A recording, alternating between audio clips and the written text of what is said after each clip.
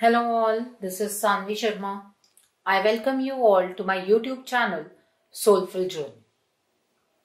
आज मैं आपके लिए एक गाइडेड वीडियो लेकर आई हूं। इस वीडियो को बड़े ध्यान से सुनिएगा। इससे आपके बहुत सारे सवालों के जवाब आज आपको मिलने वाले हैं। वीडियो को पूरा अंत तक जरूर देखिएगा ताकि आप कोई गाइडेंस मिस ना करें। आज मैं बात करने जा रही हूं 2 फरवरी 2022 से लेकर 22 फरवरी 2022 के टाइम पीरियड के लिए। ये जो टाइम पीरियड है इसे आप पोर्टल नहीं कह सकते हैं। ये पोर्टल नहीं है। जहां पर भी सिंक्रोनाइजेशन आ जाती है, सिंक्रोनाइजेशन का मतलब होता है जैसे 2 रिपीट हो रहा है, इसका मतलब ये नहीं है कि यहां पर आपको कोई पोर्टल खुलता हुआ नजर आएगा, ऐसा नहीं होता है। पहली चीज, ये टाइम पीरियड इंपॉर्टेंट बहुत सारे एस्पेक्ट्स में है। एस्ट्रोलॉजिकल एस्पेक्ट को भी मैं आज मध्य नजर रखते हुए बात करने वाली हूं। देखिए, 4 दिसंबर के रिगार्ड में मैंने एक वीडियो पोस्ट की थी कि बहुत सारे लोगों का यूनियन या बहुत सारे लोगों की सेल्फ ग्रोथ 4 दिसंबर तक होगी, उसके लिए एक प्रिपरेशन पीरियड मिला था। ये जो पीरियड है 2 तारीख से लेकर 22 तारीख तक का, ये एक सन्नाटा है। तूफान के पहले की शांति है। तूफान के आने से पहले एक शांति होती है। ये उस तरह का टाइम पीरियड होने वाला है जिसमें चेंजेस आप इस पीरियड में नहीं देखेंगे, बट आपको भी कहीं ना कहीं ये बात लगेगी, आप फील कर पाएंगे कि कुछ एनर्जीज के अंदर चेंजेस हैं। और जो ये चेंजेस हो रहे हैं ये प्लैनेट्स के चेंजेस भी हैं, गोचर के चेंजेस जिसको हम बोलते हैं। दूसरा, इसमें यूनिवर्सल एनर्जी के भी चेंजेस हैं। इतने टाइम से, जब से 4 दिसंबर बीता है तब से लेकर अब तक, अगर मैं बात करूं 2 फरवरी तक ही आप बात कीजिए, एनर्जी कभी ऊपर जाती रही है, कभी नीचे। कभी कईयों ने अपने पार्टनर के साथ अपना यूनियन देखा है, कईयों ने ब्रेकअप देखा है, कईयों के केस में ग्रोथ ऊपर की तरफ को जाती हुई नजर आई है, कईयों के लाइफ में नीचे की तरफ को जाते हुए आप अपने आप को महसूस करते हैं। एनर्जी में स्टेबिलिटी नहीं आई है क्योंकि ये सिर्फ एक वक्त निकला है, मतलब एक टी ब्रेक कह सकते हैं इसको। ये वैसा वक्त था जो निकल गया है और जो अब वक्त आ रहा है ये एग्जाम की प्रिपरेशन का वक्त है। ठीक है, इस वक्त में आप खुद को प्रिपेयर करेंगे। किस एस्पेक्ट में प्रिपेयर करना है वो मैं अभी आपको कार्ड से बताऊंगी, लेकिन ये जो टाइम पीरियड है ये एक प्रिपरेशन का टाइम पीरियड है और यूनिवर्सल एनर्जी को समझने का पीरियड है। इस टाइम पीरियड के बाद 2 महीने, मार्च एंड अप्रैल, जिंदगी को उथल पुथल करने वाले महीने हैं। इसमें प्लैनेट्स की कंजंक्शन हो रही है। कैप्रिकॉर्न जो हमारा कर्म स्थान होता है उसके अंदर बहुत सारे प्लैनेट्स आने वाले हैं। बुद्धि विवेक से हम लोग काम नहीं ले पाएंगे। ये यूनिवर्सल एनर्जी का सेटअप है। वैसे मैं बता देती हूं आपको,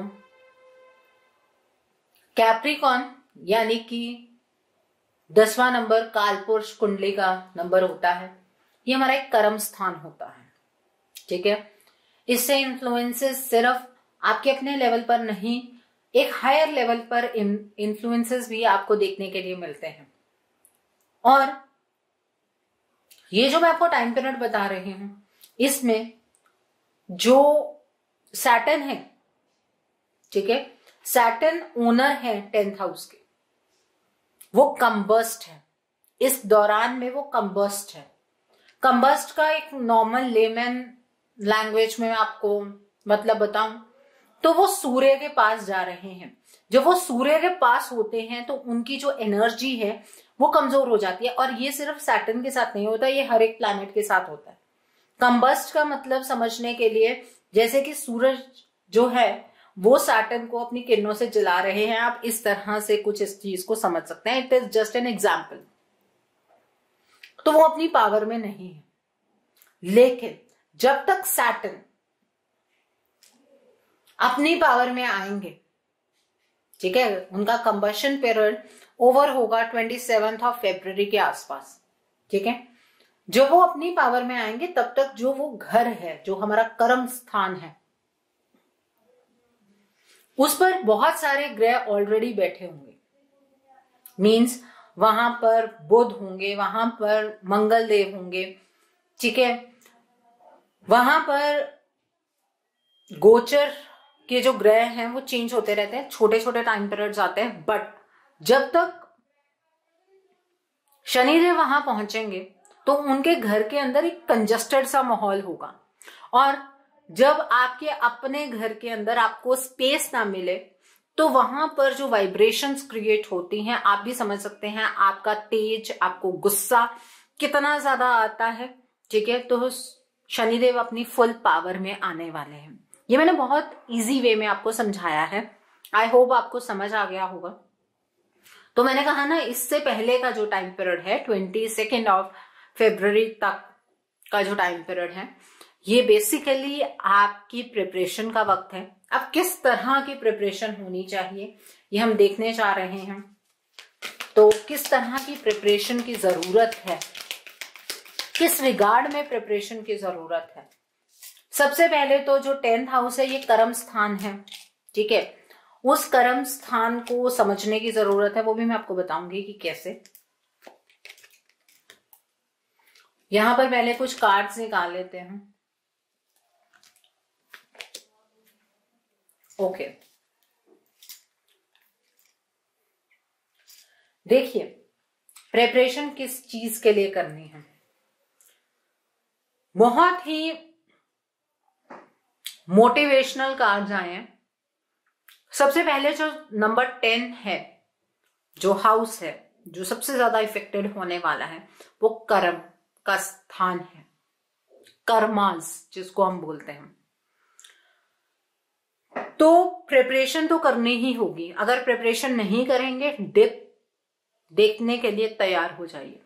उथल पुथल के लिए जब वो वक्त आएगा उथल पुथल वाला, उसमें आपके पास शील्ड भी नहीं होगी अगर कर्मों के ऊपर जोर नहीं देंगे, पहली चीज। दूसरी बात, आपको क्या काम करने हैं। जो भी आपके सबसे डार्केस्ट फियर्स हैं उन्हें खुद में से निकालना है। उसके लिए कोई गाइडेंस मिलती है तो उस गाइडेंस को फॉलो कीजिए।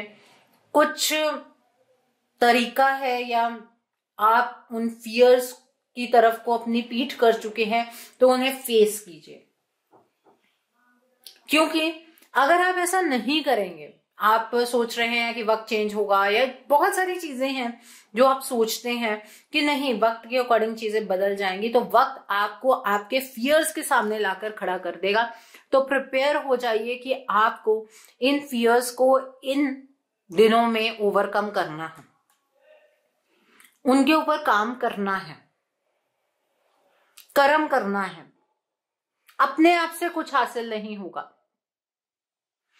पिछले 2.5 साल 2.5 years आपके कर्म के साल रहे हैं और आने वाले 2.5 साल भी कर्म के ही साल रहेंगे, क्योंकि जो सैटर्न है वो अपने घर में गोचर करने वाले हैं। Means 10th house and 11th house.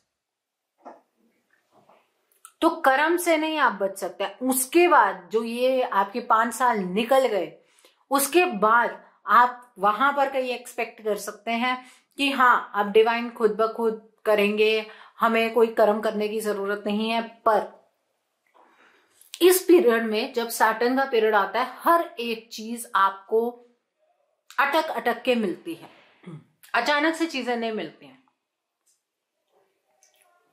ठीक है।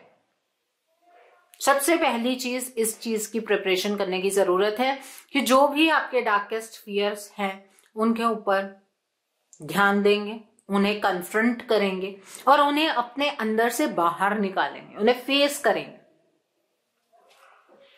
The second thing is embrace का कार्ड। एक तो अपनी जड़ों के साथ आपको जुड़ने की जरूरत है। अब जड़ों के साथ जुड़ने का मतलब क्या होता है?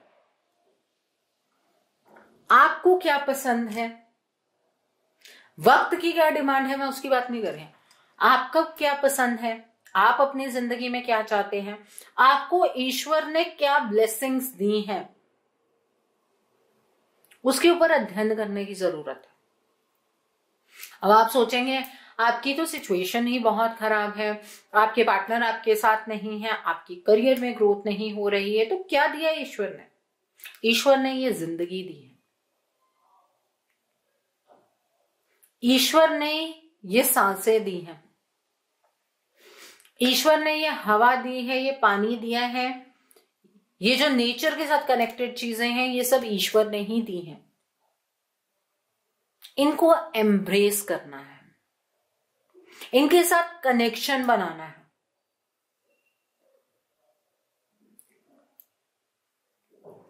रेपिटेटेड नंबर्स जो होते हैं वो जब आपको नजर आते हैं तो कमेंट सेक्शन में बहुत सारे कमेंट्स आते हैं, मैम ये नंबर क्यों नजर आया, मैम इस नंबर का क्या मतलब है। आपको क्या लगता है जो हम लोग टैरो कार्ड रीडर्स हैं या फिर जो लोग मेडिटेट बहुत ज्यादा करते हैं, क्या उन्हें ये नंबर्स दिखाई नहीं देते हैं? वो इन नंबर्स को देखकर पैनिक नहीं होते हैं। इवन जब मैं अपना मोबाइल चेक करती हूँ, ऑलमोस्ट 1 2 1 2 6 9 ये ऐसे नंबर नजर आते रहते हैं, लेकिन उन नंबर्स के ऊपर फोकस करने से अच्छा है वो नंबर्स क्या गाइडेंस हमें दे रहे हैं उसके ऊपर फोकस करना बहुत इंपॉर्टेंट होता है।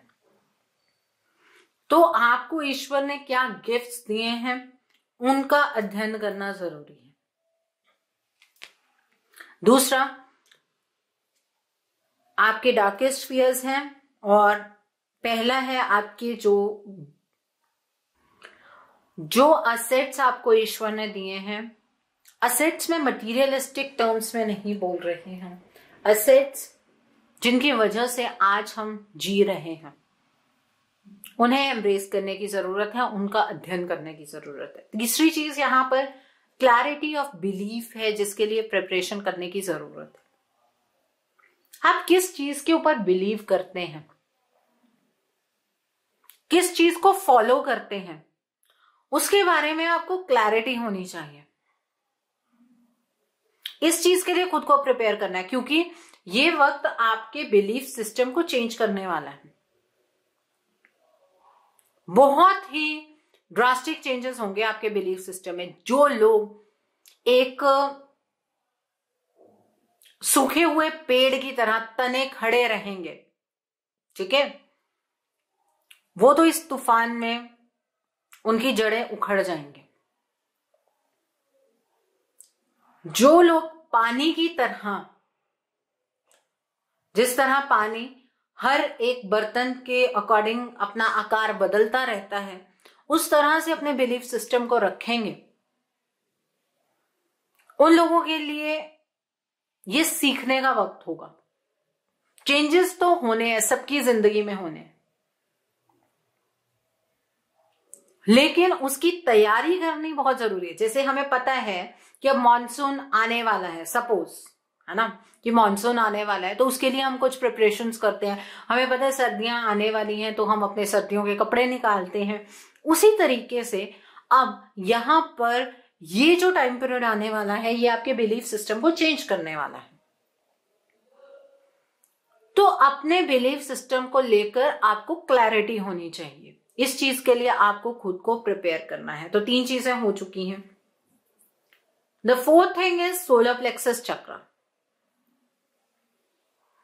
सोलर प्लेक्सस चक्र का कार्ड यहां पर इसलिए निकल कर आया है कि अगर ये तीनों चीजें नहीं होंगी तो डिप्रेशन भी होगा, एंजाइटी भी होगी, लीवर में इन्फेक्शन भी होगी, सब कुछ होगा। आपको सोलर प्लेक्सस चक्रा तक खुद को स्टेबल करना है इस टाइम पीरियड को स्टार्ट करने से पहले पहले।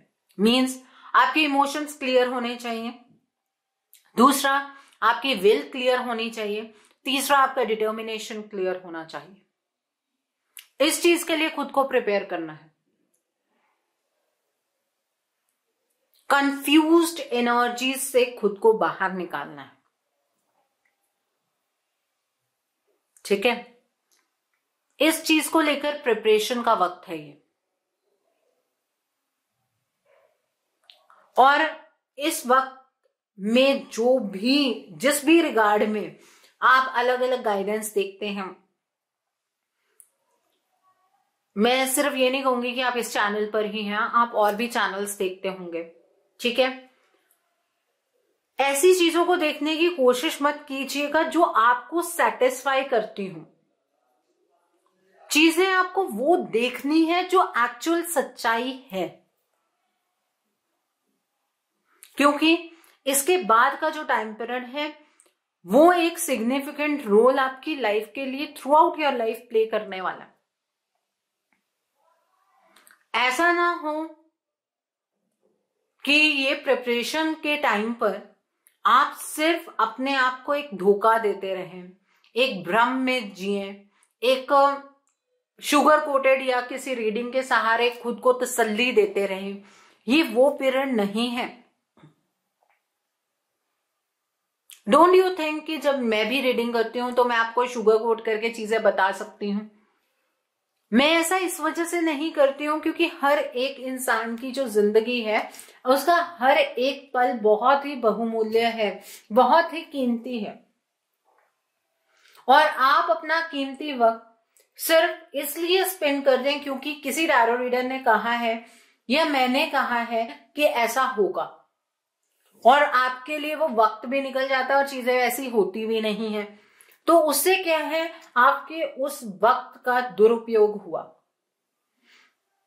तो इस पीरियड में 2 फरवरी से लेके 22 फरवरी तक का जो टाइम पीरियड है, इसमें अपने आप को बहलाने की कोशिश मत कीजिएगा।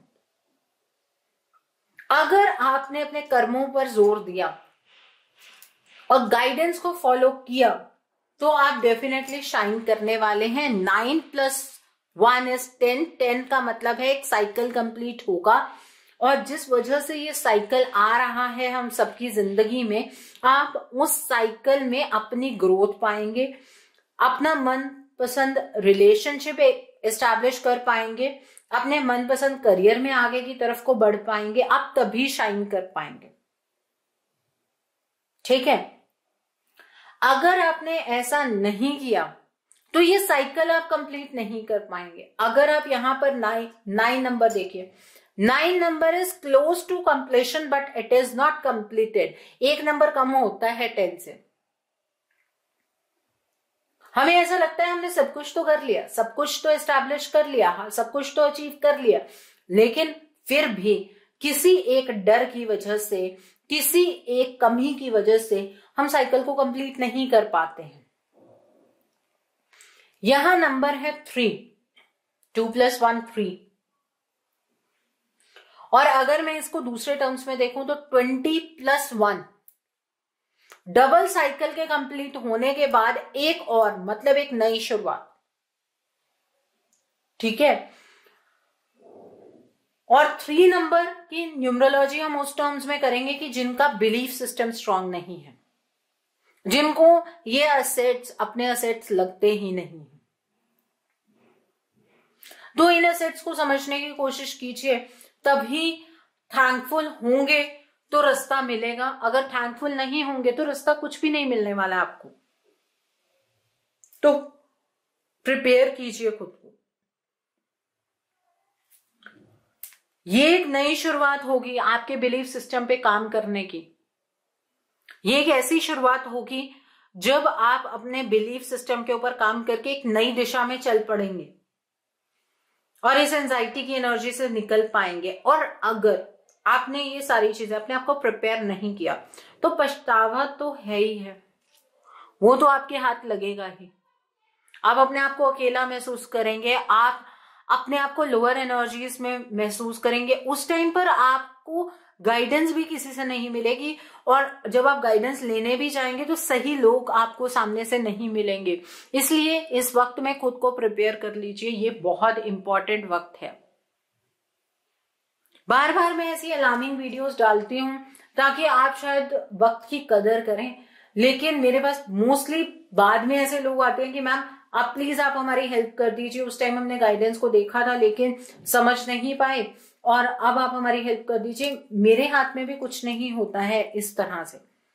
जब एनर्जीज आपको क्लियर इंडिकेशंस देती हैं तो उन एनर्जीज को समझिए, और इस टाइम पीरियड में अपने कर्मों पर ज्यादा ध्यान दीजिए, इंस्पायर्ड डिवाइन पर रिलाई करने में। आपको गाइडेंस मिल रही है, गाइडेंस फॉलो कीजिए। आपको कुछ भी कर्म करना है उस कर्म को कीजिए, इन सारे जो कैरेक्टरिस्टिक्स हैं इनके ऊपर काम कीजिए, तभी आगे का जो वक्त है उसमें आप शाइन कर पाएंगे। ठीक है, ये तूफान से पहले की शांति है, इस शांति को समझने की पूरी कोशिश कीजिएगा। मैंने बहुत ही आसान शब्दों में आप तक बातें पहुंचाने की कोशिश की है। आई होप आपको आज की रीडिंग पसंद आई हो। नीचे मुझे कमेंट सेक्शन में जरूर बताइएगा ये रीडिंग आपको कैसी लगी। वीडियो पसंद आई है तो लाइक करना मत भूलिएगा, अपने नियर एंड डियर वन के साथ शेयर जरूर कीजिएगा। हो सकता है अपनी लाइफ को लेकर किसी को क्लैरिटी मिल सके, so do share my video also. अगर आप मेरी रीडिंग से इन्फ्लुएंस्ड हैं और किसी पर्सनलाइज प्रॉब्लम का सॉल्यूशन मुझसे चाहते हैं तो आप अपनी पर्सनलाइज रीडिंग मेरे साथ बुक कर सकते हैं। ये बुकिंग आप मेरे व्हाट्सएप के थ्रू या मेरी ईमेल आईडी के थ्रू कर सकते हैं। मेरा व्हाट्सएप नंबर और ईमेल आईडी स्क्रीन पर फ्लैश होंगे। जिन लोगों ने अभी तक मेरे चैनल को सब्सक्राइब नहीं किया है, आप प्लीज मेरे चैनल को सब्सक्राइब कर लीजिए और बेल आइकन को प्रेस करना मत भूलिएगा, जिससे कि आपको नए नए वीडियोस की नोटिफिकेशन मिलती रहे। मेरा एक और चैनल भी है, soul divine journey tarot, link आपको नीचे डिस्क्रिप्शन बॉक्स में मिल जाएगा। मैं उस चैनल पर कुछ ऐसी वीडियोस पोस्ट करती हूँ जो आपको आपकी लाइफ को चैनलाइज करने में हेल्प करती हैं, और मैं अपनी डेली एंजेलिक गाइडेंस भी रोज रात 8 बजे उस चैनल पर पोस्ट करती हूँ। तो आप प्लीज उस चैनल को भी सब्सक्राइब कर लीजिए और वहां पर भी बेल आइकन को प्रेस करना मत भूलिएगा, जिससे कि आपको नए नए वीडियोस की नोटिफिकेशन मिलती रहे। So thanks for watching, see you soon.